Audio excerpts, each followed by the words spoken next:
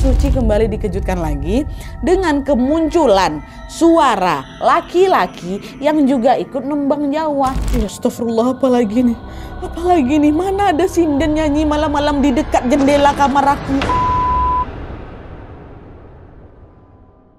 Hai, wassalamualaikum warahmatullahi wabarakatuh. Terima kasih sudah klik video ini. Oke Wak, jadi malam ini aku akan membawakan lagi satu kisah horor Wawa yang malam ini sudah sampai di part 192 ya. Malam ini aku akan menceritakan kisah teror yang dialamin sama Wawa pada saat memasuki bulan Suro, Wak. Nah, masalahnya di sini gangguan tuh nggak cuma terjadi satu hari aja, tapi selama berhari-hari dari awal memasuki bulan Suro sampai bulan Suro ini udah mau selesai 1 bulan full. Nah, penasaran dengan kisah selengkapnya? Jadi tanpa berlama-lama kita langsung masuk aja ke ceritanya ya. Check it out.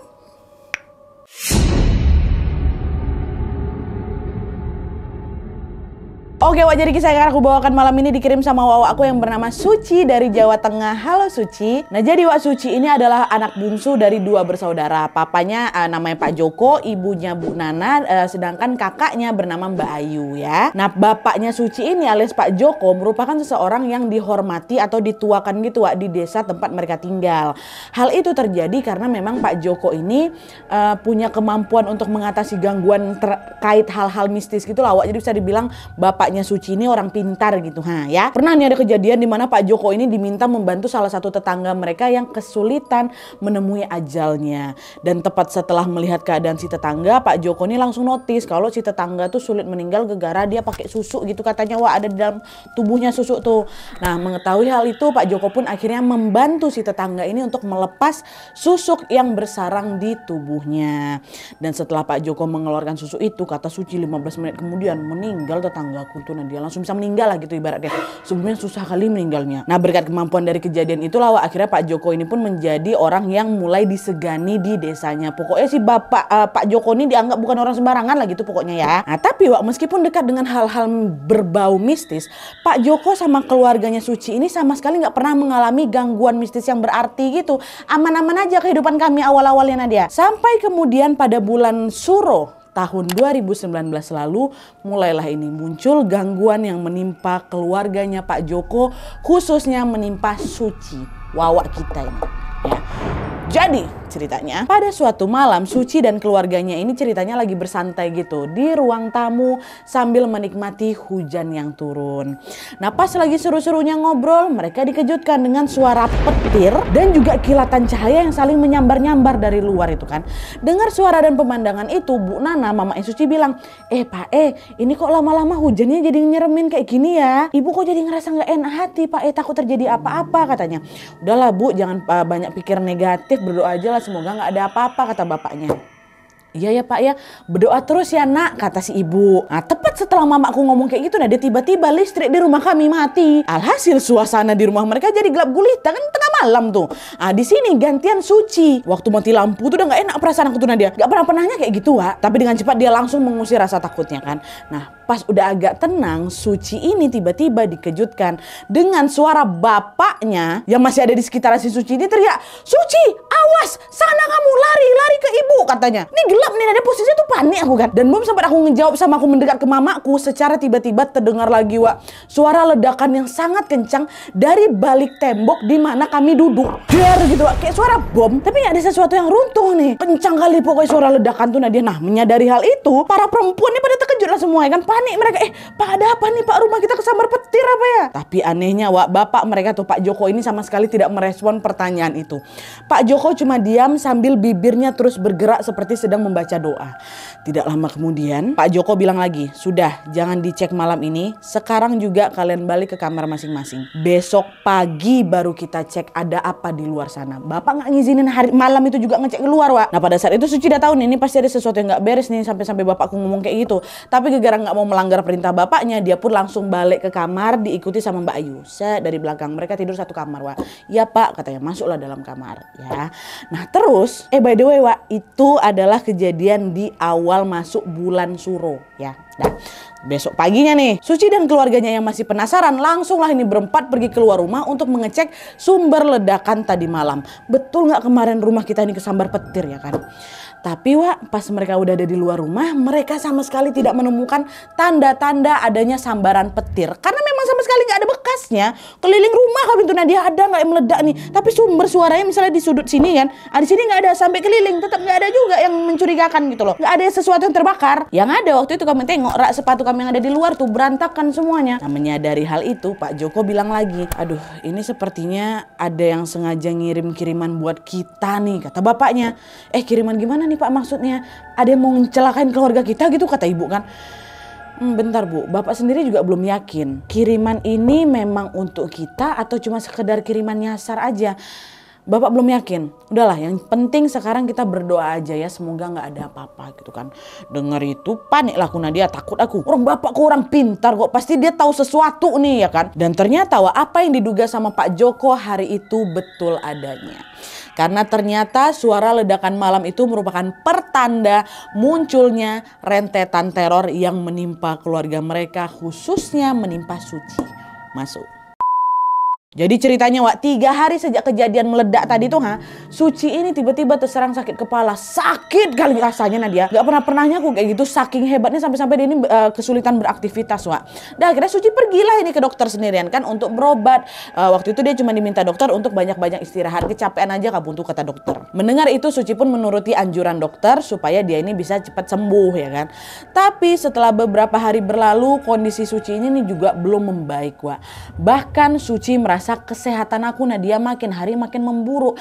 Apalagi kalau sudah menjelang waktu maghrib tiba. Dan itu lama loh, dari maghrib sampai subuh. Sakit kepalaku bukan main katanya. Dan selain itu Suci ini juga sering mengalami mimisan Wak. Secara tiba-tiba, padahal sebelumnya dia sama sekali gak pernah mimisan. Meskipun demikian Wak, Suci masih menganggap kalau ini udah aku cuma sakit biasa aja nih. Gak ada hubungannya lah sama hal-hal mistis kan. Sampai tibalah pada suatu malam, secara tiba-tiba Suci ini pingsan. Ya, nah waktu aku sadar Nadia, aku udah dikelilingin tuh sama bapakku, ibu aku sama Mbak Ayu. Cemas mereka semua nih. Waktu aku bangun, Pak, Bu, ada apa nih? Aku kenapa? Katanya. Dek, kamu gak sadar dek, barusan kamu kesurupan, kata Mbak Ayu. Hah? Masa sih mbakku kesurupan? Tadi perasaan aku nggak kenapa-napa lah. Nah disitulah Wak, Mbak Ayu baru cerita nih. Ternyata pada malam itu sebelum pingsan, Suci ini ceritanya dari kamar mandi. Nah pas balik dari kamar mandi ini Wak, Mbak Ayu nengok si Suci ini tiba-tiba berdiri aja gitu di depan pintu kamarnya. Mereka kan satu kamar nih. Mbak Ayu udah di kamar. Mbak Ayu nengok Suci berdiri aja depan kamar tuh. Nggak masuk-masuk pintu Wak. Tapi waktu itu Mbak Ayu belum curiga, dia cuma diam aja gitu loh. Mbak Ayu lanjut lagi lah gelepak apa segala macam kan. Pas pula waktu itu lampu kamar mereka udah dimatikan Wak. Nah pas Mbak Ayu nengok lagi ke pintu masih tegak di situ adeknya. Tapi yang Mbak Ayu notice Wak, Mbak Ayu melihat matanya Suci ini tiba-tiba berubah jadi hitam. Jadi macam nggak ada putihnya sama sekali gitu. Kok macam hitam semua mata adik aku ini. Cuman di titik ini Mbak Ayu masih berusaha pikiran positif. Salah tengok aku nih. Itu kelopak matanya si Suci itu yang hitam tuh gitu kan. Suci. Dipanggil-panggil nggak nyaut. Mbak Ayu dibiarkan lagi adiknya Wak. Nggak ambil pusing dia kan. Dan dia memilih mau tidur nih. Nah pas baru mau memejamkan matanya Wak. Tiba-tiba Mbak Ayu terkejut. Si Suci yang tadi berdiri itu tiba-tiba ngomong gini. Di sana kata. Sambil menunjuk ke arah jendela. Menyadari ada sesuatu yang aneh sama adiknya. Mbak Ayu tak langsung teriak lah. Dek ngapa kau bapak? Ibu ini kenapa? Ini siapa nih si Suci ini? Cepatlah ke sini katanya. Di sana. Si Ayu masih kayak gitu tuh si Ayu. Si Suci. Nah dengar itu orang tuanya langsung lah datangin mereka berdua. Sedangkan Pak Joko nggak langsung masuk ngampirin Wak. Dia cuma ngintip ke kamar bentar. Abis itu bergegas melaksanakan sholat. Udah ambil wudhu nih ceritanya Pak Joko waktu itu kan. Nah di sisi lain Suci ini masih teriak juga. Di sana. Sambil lompat ke meja Nadia. Mbak Ayu nengok aku tuh macam ketakutan. Di sana kayak gitu. Nah karena penasaran Mbak Ayu buka lah tirai jendela yang ditunjuk sama si Suci ini kan. Disitulah Wak ya Mbak Ayu, mama mereka sama si Suci yang lagi kesurupan ini melihat ada sebuah bola api yang lagi terbang melayang-layang tepat di depan rumah mereka. Nengok hal menyeramkan itu Mbak Ayu sama Bu Nana pun langsunglah berdoa sambil menunggu bapak mereka selesai sholat nih. Itu bola masih ada tuh Nadia kata Mbak Ayu. Dan entah secara kebetulan apa kayak gimana nih Wak ya. Tepat setelah Pak Joko mengucapkan salam, Assalamualaikum.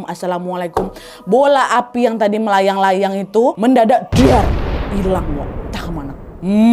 Dan di saat yang bersamaan disitulah Suci nih pengsan disadarin. Nah itu baru dia sadar tuh. Nah setelah mendengar cerita itu Suci pun jadi ketakutan lagi. Tapi dengan cepat Pak Joko pun menenangkan mereka semua bahwa udah tenang, semuanya bakal baik-baik saja. Dan ternyata betul keesokan harinya kondisi Suci sudah membaik dan sudah tidak ada lagi keanehan di rumah mereka. Malah setelah aku kesurupan itu jadi hilang Nadia yang sakit kepala aku tuh. Tapi itu pun juga nggak berlangsung lama Wak, karena ini memasuki pertengahan bulan Suro. Memasuki pertengahan bulan Suro, Suci kembali dihantui oleh kejadian mistis yang lebih menyeramkan lagi Wak. Ya Allah. Nah jadi Wak, pada suatu malam pada saat sudah memasuki pertengahan bulan Suro ini ya, sekitar jam 1:30 malam, Suci ini terbangun gegara, dia mendengar ada suara orang lagi ngaji, ya kan? Suara siapa nih ya? Setelah didengar baik-baik, barulah si Suci ini tersadar kalau suara itu bukan suara satu orang Wak, melainkan suara sekelompok bapak-bapak yang lagi membaca surat Yasin. Jadi macam orang lagi ngadain tahlilan tuh lah, ya kan? Waktu itu si Suci berpikir kalau oh itu tetanggaku lagi tahlilan tuh, gitu kan. Mau tidur lagi. Bentar, mana ada orang tahlilan jam 1:30 malam nih? Itu dia gemetar aku Nadia, ketakutan aku di situ jelas sekali. Nah tapi semakin Suci ini merasa takut Wak, suara bapak-bapak ngaji Yasin ini justru terdengar semakin kencang lagi. Dari awalnya terdengar samar-samar gitu kan Nadia, sekarang terdengar macam makin kencang, makin jelas, macam seolah-olah ada di depan ruang tamu aku tuh. Menyadari ketidakberesan itu, Suci pun langsung membaca doa sambil menutup kedua telinganya dengan bantal hingga tanpa terasa dia pun ketiduran. Astagfirullahaladzim, astagfirullahaladzim. Nah besok paginya Suci langsung lakukan itu, menceritakan kejanggalan tadi malam kepada kedua orang tuanya. Ibu tadi malam gini gitu. Loh Mbak Ayu dengar? Kata ibu, enggak Bu, aku nggak dengar sama sekali. Kata Mbak Ayu nggak dengar sama sekali Wak. Memang Nadia waktu itu tidur aja Mbak Ayu. Dari situlah aku pikir, oh aku dengar sendiri nih suara tuh. Oh kalau gitu berarti nggak kamu aja Dok. Kata Bu Nana, mamanya kan. Maksudnya Bu, iya kemarin Om Tio kemarin katanya nengok sesuatu juga di rumah ini, kata si ibu. Om Tio kenapa? Om Tio ini om mereka Wak. Nah disitulah Bu Nana cerita kalau ternyata pada malam sebelumnya, sebelum kejadiannya si Suci ini, Om Tio ini ceritanya lagi datang Wak ke rumahnya Suci mau nemuin Pak Joko.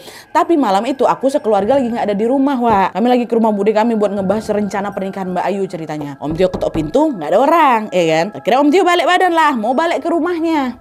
Tapi Wak, baru aja mau balik badan ini di halaman rumahnya si Suci ini, Om Tio nengok apa? Ada sepasang kaki, ukurannya besar kali, besar kaki nih ya, kaki.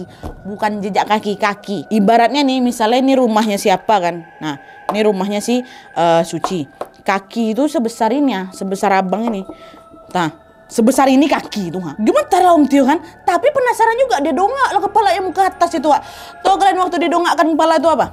Om Tio sama sekali tidak bisa melihat kepala si pemilik kaki itu, saking tingginya. Tahu kalian? Gak bisa ketengok wajah itu, bayangkanlah sama kalian tuh Om Tio bilang apa? Udah dongak ke atas aku Mbak Yu, yang ku tengok masih kakinya aja. Bayangkanlah sebesar apa tuh. Jadi macam dicegat gitu loh Wak Om Tio nih. Nah melihat kaki sebesar itu takutlah Om Tio pasti kan. Berlari dia tuh mau balik ke rumahnya. Tapi anehnya di sini meskipun Om Tio ini sudah berlari sejauh mungkin, nggak nyampe ke rumahnya Wak. Om Tio ini macam dibuat berputar-putar tahu kau. Tahu Glenn, macam jauh kali rumah saya waktu itu Mbak. Padahal rumah mereka ini cuma beda 3 rumah aja, nggak nyampe ke rumah. Barulah di tengah kebuntuan itu Om Tio langsung membaca Al-Fatihah sampai akhirnya dia pun berhasil pulang ke rumah dengan selamat. Itu malam sebelum kejadian yang orang-orang tahlilan tuh, Om Tio ini ternyata diganggu juga. Nah di sini Wak, meskipun Suci sudah mengalami beberapa kejanggalan, keluarganya masih tidak bereaksi yang gimana-gimana. Mereka masih menganggap bahwa gangguan itu hanya berlangsung ya udah pada hari tertentu aja gitu. Ntar juga paling menghilang dengan sendirinya gitu kan Wak. Tapi ternyata dugaan mereka lagi-lagi salah besar karena teror suara mistis tadi kembali menghantui Wawak kita si Suci nih. Datang lagi suara tuh tapi lebih seram ya Allah. Nah jadi ceritanya Wak, pada suatu malam jam 2 malam lagi-lagi Suci kembali mendengar suara misterius dari arah jendela kamarnya. Tapi kali ini dia nggak dengar suara bapak-bapak ngaji lagi Wak, melainkan suara seorang wanita yang sedang menyanyikan tembang Jawa dengan sangat merdu. Suara itu halus sekali lah, macam suara khas orang sinden macam mana itu, halus sekali. Suara siapa tuh? Kata si Suci kan. Nah, belum sempat mencerna kejanggalan itu, Suci kembali dikejutkan lagi dengan kemunculan suara laki-laki yang juga ikut nembang Jawa. Jadi di sini udah ada 2 orang yang nyanyi nih, satu suara wanita, satu suara laki-laki. Astagfirullah, apalagi nih? Apalagi nih? Mana ada sinden nyanyi malam-malam di dekat jendela kamar aku? Apa nih? Ini pasti bukan manusia nih. Kata siapa kan? Kata si Suci kan. Terus besok paginya dia cerita lagi sama mama bapaknya kan, "Bapak, Ibu tadi malam gini nih." Dan kali ini Wak Suci bersikeras bahwa gangguan itu sudah sangat-sangat menguras emosi dan pikirannya. "Bapak, Ibu, tolonglah, aku udah nggak kuat lagi diganggu-ganggu kayak gini. Aku capek, aku nggak bisa tidur nyenyak," kata si Suci. Mendengar keluhan itu, akhirnya di sini Bu Nana tuh macam membuatkan jimat gitu lah Wak, yang berisi ada bawang putih, ada bunga, dan juga ada suatu tanaman katanya sadalanang. Nah kayak gitulah. Tuh bahan-bahan itu dibungkus dengan sebuah kain dan diikatkan di jendela kamarnya Suci. Udah, insya Allah nanti malam kamu gak diganggu lagi, kata ibu kan. Iyalah Bu, semoga Suci bisa tidur nyenyak. Nah udah pasang jimat nih. Malam harinya langsung nih, Suci alhamdulillahnya bisa tidur seperti biasa. Dan alhamdulillahnya juga malam itu gak ada gangguan apa-apa nih Wak. Suci sama sekali sudah tidak mendengar suara misterius ataupun gangguan-gangguan lainnya.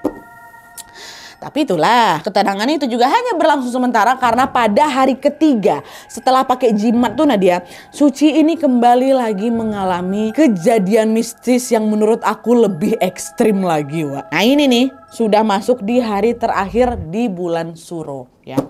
Waktu itu balik lagi, Suci kembali terbangun di tengah malam dan kali ini dia terbangun gegara mendengar ada suara seorang wanita lagi baca surat Al-Fatihah.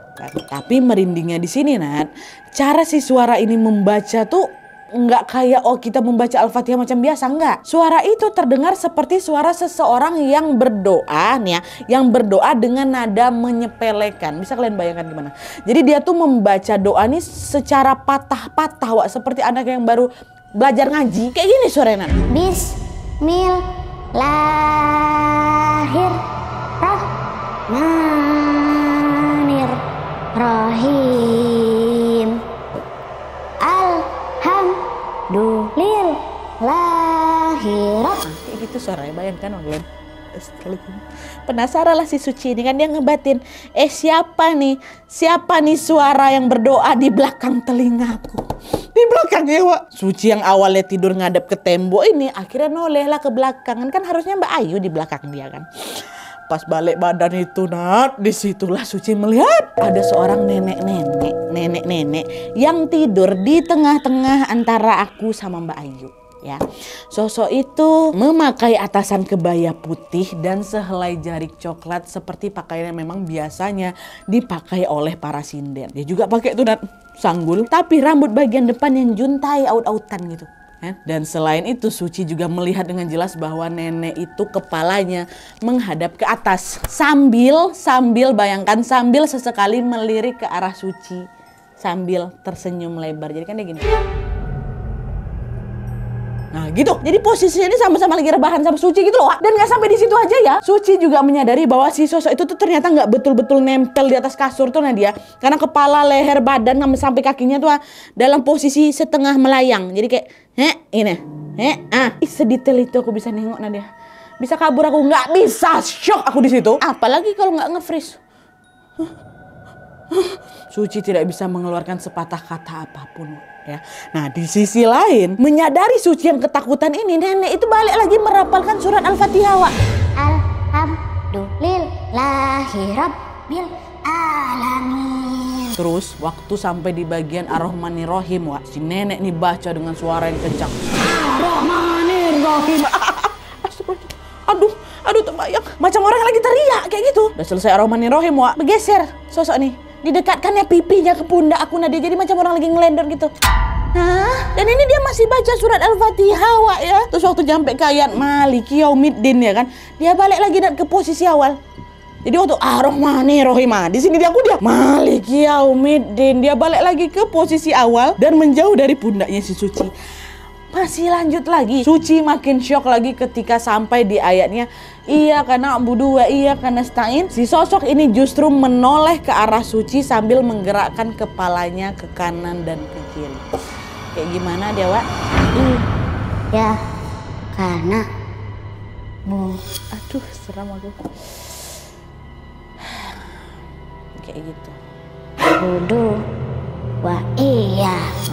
Suci nih Wak ya, sampai ngirimin video peragaan waktu sosok ini patah-patah kayak tadi tuh Wak. Biar kita tuh bisa bayangin, biar kami bisa bayangin, dikirim kan ya video tuh kayak gitu dia Nadia. Kalian cobalah bayangkan serentetan tadi waktu dia bacain surat Al-Fatihah dari pertama tuh macam mana nggak shocknya aku tuh Nadia. Aku cuma bisa apa, nangis, berdoa, tutup mata. Ya Allah tolonglah ya Allah, usirlah ya Allah. Jauhkan Mbak Ayu. Sadar Nadia, nggak tidur Mbak Ayu. Dan alhamdulillahnya secara tiba-tiba Suci pun bisa bersuara dan langsung berteriak di situ, "Ibu!" kata dia. Dan tepat setelah Suci memanggil ibunya, sosok nenek tua ini pun langsung menghilang dari hadapannya si Suci Wak. Dan barulah setelah dengar suara adiknya nih teriak manggil ibu, baru Mbak Ayu nih tersadar. Disusul juga sama Bu Ana sama Pak Joko yang mendatangi kamar mereka. Pada saat itu aku udah nggak bisa lagi cerita, Nadia, aku shock. Udah macam udah mau kejang-kejang badannya si Suci ini Wak. Ditenangin, panik juga lah orang tuanya kan, ditenangin. Baru kenapa nak, kenapa, coba ceritain. Barulah diceritain semua pengalaman horor kali yang baru aja dialami itu. Dan tanpa berlama-lama lagi, saat itu juga bapaknya Suci ini langsung memandikan Suci dengan air kembang sambil berdoa memohon perlindungan Allah Subhanahu wa taala waktu itu langsung ya. Dan udah setelah menjalankan ritual mandi kembang itu, Suci mengaku bahwa teror itu pun akhirnya berhenti menghantui Suci. Tapi tunggu dulu, ceritanya belum selesai. Belum. Itu memang kejadian horor yang menutup bulan Suro kemarin, Wak. Tapi beberapa hari setelah bulan Suro itu berlalu, Suci ini ternyata masih juga didatangin sama sosok nenek sinden tadi. Jadi ceritanya waktu itu Mbak Ayu ini udah nikah, Wak. Dia tinggal sama suaminya. Jadi setiap malam ya Suci jadi tidur sendirian lah di kamarnya kan, kakak udah nikah kok. Nah, pada malam hari itulah dia itu tiba-tiba dengar ranjangnya itu berdecit. Seolah-olah ada orang lain yang juga mau tidur di sana. Jadi krek gitu. Ranjang aku tuh juga dari kayu. Nah dia jadi kedengaran kali kalau misalnya ada orang yang naik ke atas kasur, kalau ada pergerakan tuh pasti terdengar. Suci yang penasaran dibalikkan ya lah badannya buat nengok itu bersuara kan. Dan disitulah lagi-lagi Suci melihat, bayangkan lagi, Suci melihat ada sosok nenek tua masih dengan kebaya putih dan jarik coklat itu lagi duduk, Wak, duduk bersila. Tapi sambil memunggungi si Suci, jadi nggak nampak mukanya Nat. Tapi meskipun aku nggak nengok wajahnya, masih ketakutan lah, trauma lah si Suci, Wak. Sambil membaca syahadat dan ayat-ayat kursi, Suci balikkan badannya, dia tarik nafas, baru aku langsung teriak lagi manggil ibu. Dia balikkan, "Ibu!" Tadi dia langsung datang ibu, aku tengok belakang udah nggak ada lagi nenek tuh. Dan pada saat itu kata Suci, bapaknya kembali lagi meminta Suci untuk melakukan ritual mandi kembang itu, Wak, buat kedua kalinya karena masih diganggu kan ceritanya waktu itu. Tapi bedanya kali ini ritualnya itu dimulai dengan Pak Joko yang melaksanakan sholat malam terlebih dahulu supaya gangguannya betul-betul terputus gitulah. Yang pertama tadi Pak Joko nggak pakai sholat malam gitu, Wak. Dan baru Nadia sejak saat itu Suci sama sekali tidak pernah didatangi lagi sama sosok sinden, nenek sinden itu. Alhamdulillah. Aduh aku terbayang lagi. Dia ngebelakangin si Suci aja dah. Astagfirullah. Kalian bayangin lah terbangun-bangun balik badan ada nenek lagi munggungi kalian. Oke, Wak, jadi itu tadi tentang pengalaman Suci ketika mendapatkan teror mistis di bulan Suro. Mungkin beberapa dari kalian juga bertanya-tanya, kenapa kok diganggunya itu cuman waktu bulan Suro tahun 2019 itu aja, Nadia? Kenapa nggak di tahun-tahun yang lain gitu kan? Aku juga penasaran, kami tanya sama si Suci. Nah, menurut penjelasan Suci, Wak, sebenarnya sosok nenek itu tuh sudah mengikuti dia sejak kecil. Bahkan bapaknya Pak Joko ini sudah membawa Suci ke beberapa orang pintar buat diobatin. Tapi sayangnya, si orang-orang pintar yang didatangin sama bapaknya Suci ini selalu menolak mengusir makhluk itu karena mereka menganggap kalau si nenek sinden ini sosok yang baik dan sudah menyatu dengan Suci sejak dulu. Tapi di sini, Wak, waktu kejadian teror di bulan Suro ini, si Suci ini nggak tahu kalau ternyata dia punya masa lalu pernah ditempelin sama nenek sinden. Makanya tadi aku bilang keluarga mereka ini nggak pernah mengalami hal-hal yang kayak gimana gitu kan, walaupun bapaknya orang pintar. Padahal mah ada sebenarnya, cuman Sucinya nggak tahu. Dia baru tahunya ya di bulan 2019 ini. Waktu kecil aku nggak ngerasain apa-apa, Nah. Dan entah secara kebetulan apa enggak, kalau misalnya kata Bapak Suci nih, Wak, ya, sosok nenek itu baru menampakkan dirinya bersamaan dengan adanya kiriman seperti yang dibilang sama Pak Joko di awal cerita tadi. Jadi sebenarnya si nenek ini macam mau jagain Suci gitu lah, Wak, walaupun enggak kuat cara jagainnya ya. Tapi yang perlu kalian ingat, keadaan Suci dan juga keluarganya yang tidak berdampak dari kiriman misterius itu tentunya tidak lepas dari pertolongan dan juga perlindungan Allah Subhanahu wa taala. Dari kisah ini kita jadi bisa belajar bahwa teror mistis apapun bentuknya pasti apa? Akan menghilang apabila kita berdoa dan berserah diri kepada Allah Subhanahu wa Ta'ala. Kita doakan semoga Suci dan keluarganya selalu sehat dimanapun dan kapanpun mereka berada, dan semoga kita semua senantiasa dijauhkan dari segala sesuatu yang buruk itu ya, amin ya rabbal alamin. Terus siapa ada yang kirimin hal-hal buruk itu ke rumahnya si Suci? Suci nggak tahu, bapaknya juga nggak tahu. Mereka cuma berserah diri kepada Allah, berdoa, dan nggak mau memperpanjang masalah ini. Udah berdoa aja dan alhamdulillah berhenti sendiri kan. Oke Wak, jadi sekian dulu videonya. Terima kasih banyak yang sudah menonton. Kalau kalian suka video ini, klik like-nya. Jangan lupa komen di bawah yang tidak ada, dan saran-saran untuk video selanjutnya. Jangan lupa nyalain notifikasinya supaya kalian tahu kalau aku upload video baru. And as always, jangan lupa untuk klik tombol subscribe supaya kalian sama-sama tahu informasi menarik dan menegangkan dari channel aku. See you next video Wak, bye.